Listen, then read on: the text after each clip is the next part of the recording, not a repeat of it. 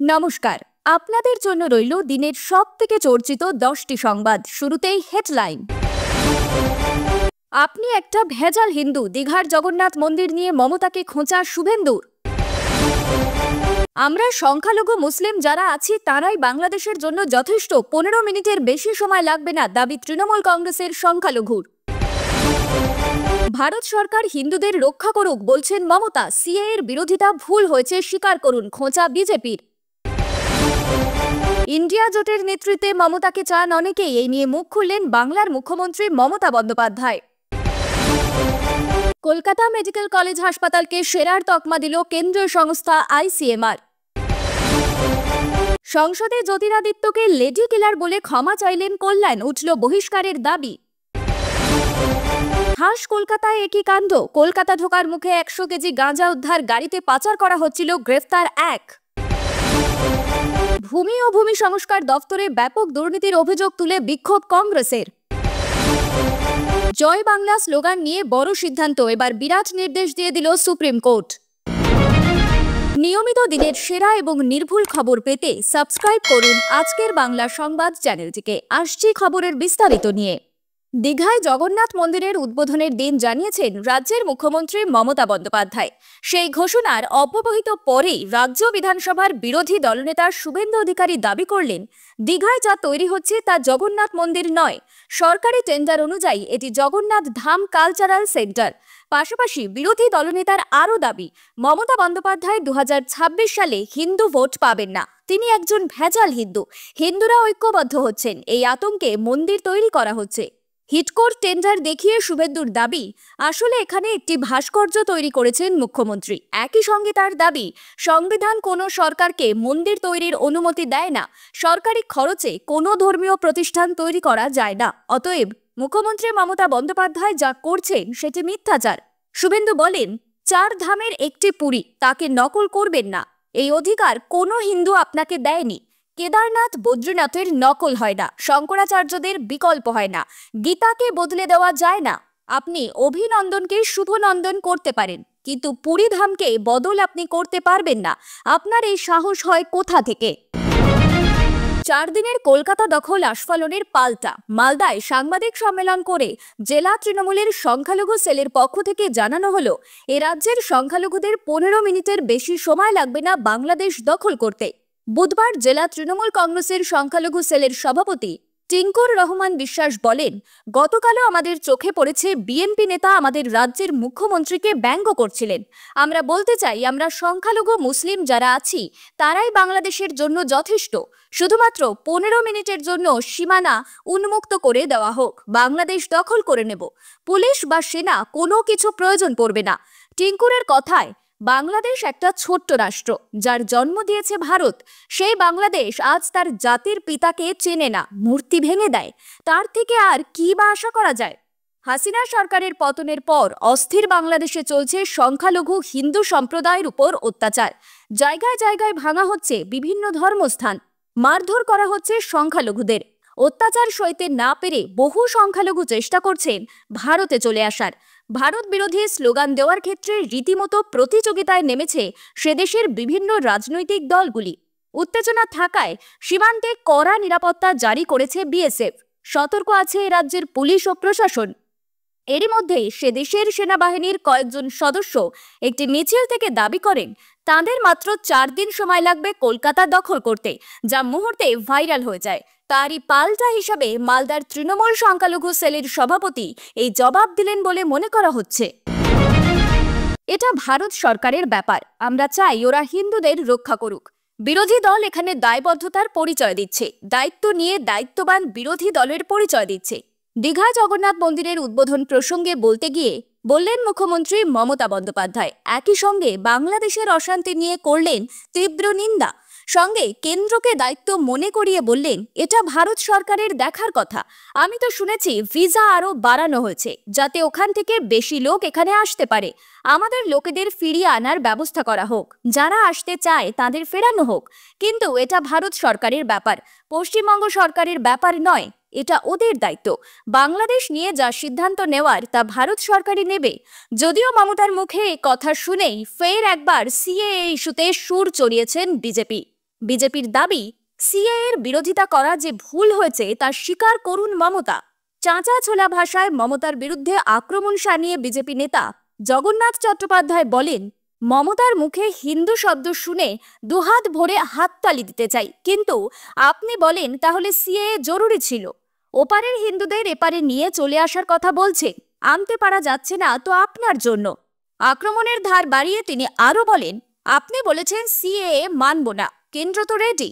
আপনি বলেছেন নাগরিকত্ব আইন মানব না, কিন্তু আমরা তো ধর্মীয় কারণে নিপীড়িত হিন্দুদের এদিকে নিয়ে এসে নাগরিকত্ব দিতে চাই, সেই জন্য আইন করা হয়েছে। কিন্তু তার বিরোধিতা কে করেছে? মমতা বন্দ্যোপাধ্যায়কে আজ বলতে হবে সিএএর বিরোধিতা করা অন্যায় হয়েছে। প্রসঙ্গত, বাংলাদেশের সংখ্যালঘুদের উপর লাগাতার নির্যাতনের প্রতিবাদে সরব হয়েছে ভারতও। ইতিমধ্যে ঢাকায় গিয়ে কড়া বার্তা দিয়ে এসেছেন বিদেশ সচিব। রোজই বাংলাদেশের বিরুদ্ধে সুর চড়াতে দেখা যাচ্ছে বিধানসভার বিরোধী দলনেতা শুভেন্দু অধিকারী সহ একাধিক বিজেপি নেতাকে। যদিও মমতা বলছেন, বর্ডার থেকে তো অনেকেই চলে আসছেন আমি শুনছি, কিন্তু বিএসএফ কোথাও আটকাচ্ছে কোথাও আটকাচ্ছে না। প্লেনে করেও তো লোকজন আসছে, ভিসা পাসপোর্ট যাদের আছে তারা আসছেন, কোনো বর্ডার বন্ধ করা হয়নি। তাই এটা ভারত সরকারের ব্যাপার, আমরা চাই ওরা হিন্দুদের রক্ষা করুক। বিরোধী দল এখানে দায়বদ্ধতার পরিচয় দিচ্ছে। মমতা বন্দ্যোপাধ্যায়ের একটি মন্তব্য, তা নিয়েই সরগরম দেশের রাজনীতি। কংগ্রেস নারাজ হলেও ইন্ডিয়া জোটের অনেকেই নেতৃত্ব বদল চাইছে। বাংলার মুখ্যমন্ত্রী মমতা বন্দ্যোপাধ্যায়কে বিজেপি বিরোধী জোটের নেতৃত্বে আনার পক্ষে সওয়াল করেছেন লালু প্রসাদ যাদব, শরদ পাওয়ারও।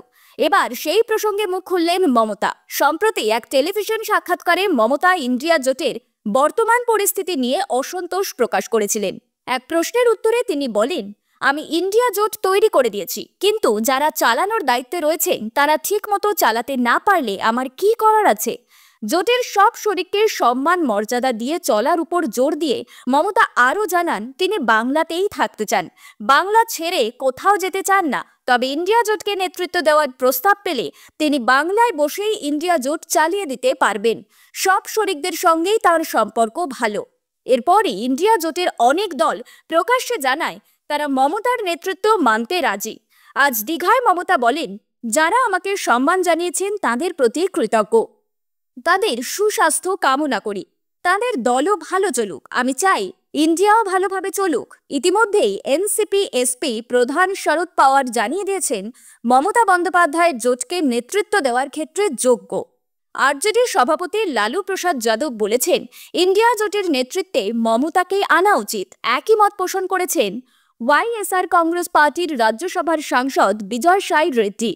বিহারে সরকার বদলের বিষয়ে আশাবাদী লালু, তবে বিহারের উপমুখ্যমন্ত্রী সম্রাট চৌধুরী বলেন, লালুর মন্তব্য রাজনৈতিক উদ্দেশ্য প্রণোদিত। 2026 সালে পশ্চিমবঙ্গের ভোটের কথা ভেবেই লালু সে কারণে মমতাকে হাইলাইট করতে চাইছেন। তবে 2026-এর ভোটে মমতা হারবেন, রাহুল গান্ধীর দলও ফের হারবে। কলকাতা মেডিকেল কলেজ হাসপাতাল পূর্ব ভারতে সেরা, স্বীকৃতি দিল কেন্দ্রীয় সংস্থা। সমগ্র ভারতবর্ষে কলকাতা মেডিকেল কলেজ 70% নম্বর পেয়েছে, নিঃসন্দেহে যা গোটা পূর্ব ভারতের মধ্যে সর্বোচ্চ নম্বর। মিলবে আর্থিক পুরস্কারও। গবেষণার তরুণ রাজ্য সরকারি হাসপাতালগুলিকে স্বীকৃতি দেয় কেন্দ্রীয় সংস্থা ICMR। এবার কলকাতা মেডিকেল কলেজ হাসপাতালকে 1.25 কোটি টাকা আর্থিক অনুদান দেওয়ার কথা ঘোষণা করল ICMR। মেডিকেল কলেজ সূত্রে জানা গিয়েছে, গবেষণার ভালো ফলের জন্য 1,25,00,000 টাকা অনুদান দেওয়ার পাশাপাশি গবেষণার কাজে 10 কোটি টাকা বরাদ্দ করা হয়েছে। তবে এই গবেষণা কলকাতা মেডিকেল এবং ICMR যৌথভাবে করবে। কলকাতা মেডিকেল কলেজ হাসপাতালের মেডিকেল সুপার অঞ্জন অধিকারী জানান, ভালো গবেষণা করেছি, তাই এই স্বীকৃতি মিলেছে। আগামী দিন আরও ভালো করে কাজ করতে হবে, আমাদের বড় চ্যালেঞ্জ নিতে হবে। তিনি জানান, মোট কতগুলি গবেষণাপত্র প্রকাশিত হয়েছে গত বছর এবং সেসব কোথায় কোথায় প্রকাশিত হয়েছে ও কতজন চিকিৎসক গবেষণায় অংশগ্রহণ করেছে, এই কটি মানদণ্ডের উপর বিবেচনা করে স্বীকৃতি দেওয়া হয়ে থাকে। তাতেই গোটা পূর্ব ভারতে সর্বোচ্চ নম্বর পেয়ে শীর্ষে পৌঁছেছে কলকাতা মেডিকেল কলেজ হাসপাতাল। আরজিকর কাণ্ডের জেরে প্রতিদিন চিকিৎসা পরিষেবাকে সামনে রেখে বিরোধীরা যখন নানান ধরনের অভিযোগ নিয়ে সোচ্চার হন, সেই সময় কলকাতা মেডিকেল কলেজ হাসপাতাল পূর্ব ভারতের সেরা স্বীকৃতি পাওয়ায় যোগ্য জবাব বলে মনে করছে ওয়াকিবহাল মহল। লোকসভায় ফের বিতর্কে জড়ালেন তৃণমূল এমপি কল্যাণ বন্দ্যোপাধ্যায়। এমনকি বিতর্কের জেরে তাকে ক্ষমাও চাইতে হলো। তবে তাতেও ক্ষোভের আগুন মিটল না। এদিন লোকসভায় বিজেপি নেতা তথা কেন্দ্রীয় মন্ত্রী জ্যোতিরাদিত্য সিন্ধিয়াকে কল্যাণ বলেন, আপনি খুব সুদর্শন পুরুষ, কিন্তু আপনি একজন খলনায়ক। এরপরে তিনি জ্যোতিরাদিত্যকে বলেন, আপনি একজন লেডি কিলার। এই মন্তব্যে দৃশ্যতই ক্ষুব্ধ হয়ে ওঠেন জ্যোতিরাদিত্য। তিনি বলেন, আপনি ব্যক্তিগত আক্রমণ করছেন সভায়। আমার নাম জ্যোতিরাদিত্য সিন্ধিয়া। আপনি যদি আমার পরিবারের বিরুদ্ধে বাজে কথা বলেন তাহলে আমি মোটেই সহ্য করব না।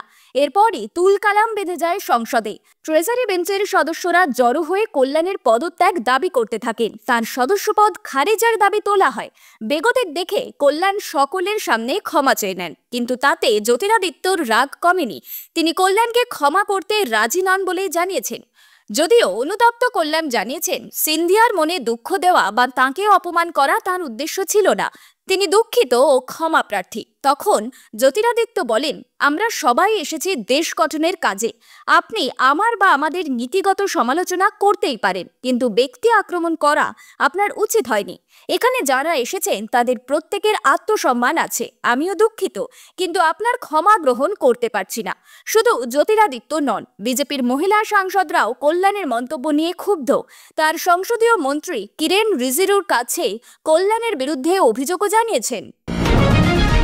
রাতের অন্ধকারে গাড়ি করে পাচার করা হচ্ছিল প্রায় 100 কিলো গাঁজা। গোপন সূত্রে খবর পেয়ে অভিযান চালায় পুলিশ। হাওড়া ধুলাঘর টোল প্লাজায় সেই গাঁজা উদ্ধার করা হয়। পাশাপাশি একজনকে এই ঘটনায় গ্রেফতার করা হয়েছে। নার্কোটিক্স শাখার আধিকারিকদের কাছে খবর ছিল ওড়িশা থেকে বাংলায় গাঁজা পাচার করা হচ্ছে। তবে তার পরিমাণ কত সে বিষয়ে প্রাথমিকভাবে তারা কিছুই জানত না। তবে খবর পাওয়ার পরই হাওড়া ধুলাগড় টোল প্লাজায় হানা দেয় বিশেষ দল। সেই অভিযানেই দুটো গাড়ি আটক করে 98 কিলো 800 গ্রাম গাঁজা উদ্ধার করা হয়েছে। সূত্র মারফত জানা গেছে, 10টি পিচের ব্যাগ করে রাতের অন্ধকারে পাচারকারীরা কলকাতায় নিয়ে যাচ্ছিল এই গাঁজা। তার বাজার মূল্য কয়েক লক্ষ টাকা। এই ঘটনায় একজনকে গ্রেফতার করে সাঁকরাইল থানায় নিয়ে গিয়েছে পুলিশ। তাকে জিজ্ঞাসাবাদ করা হচ্ছে। পাশাপাশি ওই গাড়ি দুটিও আটক করেছে পুলিশ। ভূমি ও ভূমি সংস্কার দফতরে ব্যাপক দুর্নীতির অভিযোগ তুলে বুধবার দুর্গাপুরে বিক্ষোভ দেখায় কংগ্রেস। দুর্গাপুরে মহকুমা ভূমি ও ভূমি সংস্কার কার্যালয়ে বিক্ষোভ দেখান কংগ্রেস কর্মীরা। জেলা কংগ্রেস সভাপতি দেবেশ চক্রবর্তী জানান, দুর্গাপুরের 1 নম্বর ব্লক কংগ্রেস সভাপতি রবীন গাঙ্গুলি, 2 নম্বর ব্লক সভাপতি সৌমেন বাউরি, 3 নম্বর ব্লক সভাপতি অশোক শাসমল, জেলা কংগ্রেস সাধারণ সম্পাদক পামলু মজুমদার কর্মসূচির নেতৃত্বে ছিলেন। বিক্ষোভ শেষে স্মারকলিপি দেওয়া হয়। জয় বাংলা স্লোগান নিয়ে বড় সিদ্ধান্ত। খোদ সুপ্রিম কোর্টের তরফ থেকেই নির্দেশ দেওয়া হয়েছে। হাইকোর্টের তরফ থেকে যে রায় দেওয়া হয়েছিল সেটা সর্বোচ্চ আদালতে স্থগিত হয়ে গেল। ইতিমধ্যে এই নিয়ে জোর শোরগোল পড়ে গিয়েছে।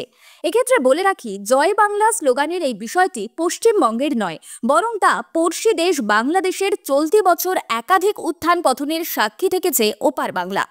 এখনো সংখ্যালঘু হিন্দুদের উপর অত্যাচার নিয়ে সরগরম সেই দেশ। এই আবহে এবার জয় বাংলা স্লোগান নিয়ে বড় সিদ্ধান্ত নিল বাংলাদেশের সুপ্রিম কোর্ট। 2020 সালের 20 মার্চ জয় বাংলাকে জাতীয় স্লোগান ঘোষণা করেছিল হাইকোর্ট। বিচারপতি KM কামরুল কাদের এবং বিচারপতি FRM নাজামুল আহসানের সমন্বয়ে গঠিত বেঞ্চ বলেছিল, আমরা ঘোষণা করছি যে জয় বাংলা বাংলাদেশের জাতীয় স্লোগান হবে। এবার সেই রায় স্থগিতাদেশ দেওয়া হলো। হাইকোর্টের এই রায়ের প্রেক্ষিতে 2022 সালের ফেব্রুয়ারি মাসে জয় বাংলাকে জাতীয় স্লোগান হিসাবে স্বীকৃতি দিয়েছিল বাংলাদেশের তৎকালীন প্রধানমন্ত্রী শেখ হাসিনার মন্ত্রিসভা। বছর দুয়েক কাটতে না কাটতেই এবার তাতে জোর ধাক্কা। সম্প্রতি এর বিরুদ্ধে সুপ্রিম কোর্টের দ্বারস্থ হয়েছিল ইউনূস সরকার। 2020 সালের মার্চ মাসে দেওয়া হাইকোর্টের রায় স্থগিতাদেশ চাওয়া হয়। মঙ্গলবার রাষ্ট্রপক্ষের করা লিভ টু আপিল মঞ্জুর করে সুপ্রিম কোর্ট। ইউনূস সরকারের আবেদনের প্রেক্ষিতে সুপ্রিম কোর্টের প্রধান বিচারপতি সৈয়দ রেফাত আহমেদের নেতৃত্বাধীন 4 সদস্যের আপিল বিভাগ জয় বাংলা স্লোগান সংক্রান্ত হাইকোর্টের রায় স্থগিতাদেশের নির্দেশ দেন। ওয়াকিবহাল মহলের মতে, শেখ মুজিবুর রহমানের সবকিছু মুছে দেওয়ার চেষ্টার অন্যতম প্রচেষ্টা এটি। ইতিমধ্যে এই নিয়ে জোর চর্চা শুরু হয়েছে। আজকের মতন খবর এই পর্যন্তই। ধন্যবাদ।